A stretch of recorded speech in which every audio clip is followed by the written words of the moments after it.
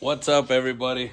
So here's something, and this is educational use only. This is not to promote a product, Prime.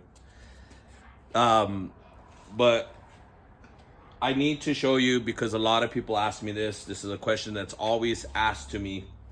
How do I know what to mix? You know, when you first start out learning to paint,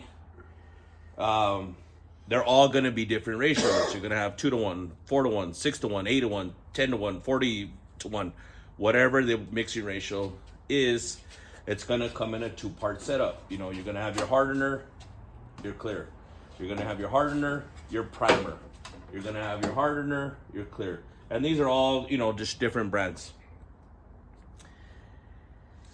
There's multiple ways you could do this, and I know I'm gonna get trolls and you're gonna get crybabies. Oh well, fuck them. So I'm gonna show you there's multiple ways, and the way I was taught when I first came up and I learned was how it was told to me from an old school guy. He said, Dominic, right? How I'm gonna teach you this, and I'm gonna teach you this once, okay? This clear right here is 2-to-1, right? I said, yeah. I told him, yeah, I get that. So now what you need to do in your head, you need a vision that these 2 gallons are the same size. I know they're not the same size. We both know that. But this is how I'm going to teach you. You got to understand, in your head, we know they're not the same size, but they're the same size. So this is how you do it. If you mix half this gallon of clear, you're gonna mix half the hardener. You use 1/3 of the clear, you're gonna use 1/3 of the clear. Make sense yet? You use the whole gallon, the whole hardener. And that's with any clear. That's a 2-to-1 setup. A 4-to-1 setup, same thing. You use half the clear, you use half the hardener. Primer, 4-to-1, same thing.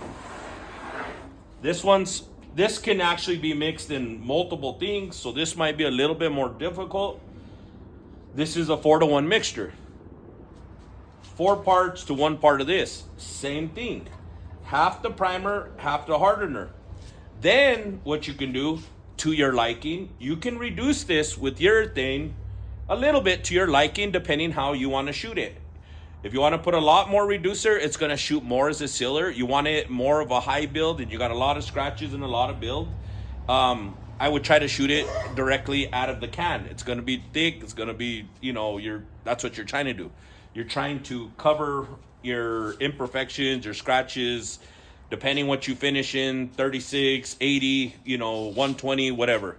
If you're gonna finish like in a 120 or anything like that, then you can reduce it so it lays down smoother and flatter, so it's easier to sand on your finished product. The next option is, if you don't understand what I explained to you, you can go buy a cup, a mixing cup. All these mixing cups, if you can see, they all have mixing ratios. So one's gonna say 2-to-1, 3-to-1, 4-to-1, 5-to-1, 6-to-1, 8-to-1. So it goes all the way up to 8-to-1. Or if you want to do like a primer and it's 4-to-1, you're going to do 4 parts of primer, 1 part of hardener, 1 part of reducer. If you don't understand the way I explained it to you, but that is the easiest way I have learned. Now I've done it so long, I can literally just pour it out of a gallon and I don't even have to mix it, and I kind of know where I'm at. Once you get used to your product and what you use, you're going to be really good at it. Because if you just eyeball it and you're not really good at mixing, what's going to happen is you're going to have leftover hardener and not enough clear, or you're going to have a bunch of clear and no hardener if you don't mix right.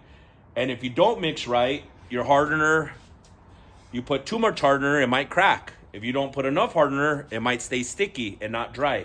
So that's what I wanted to explain and make a video on, just so you guys know. Peace out.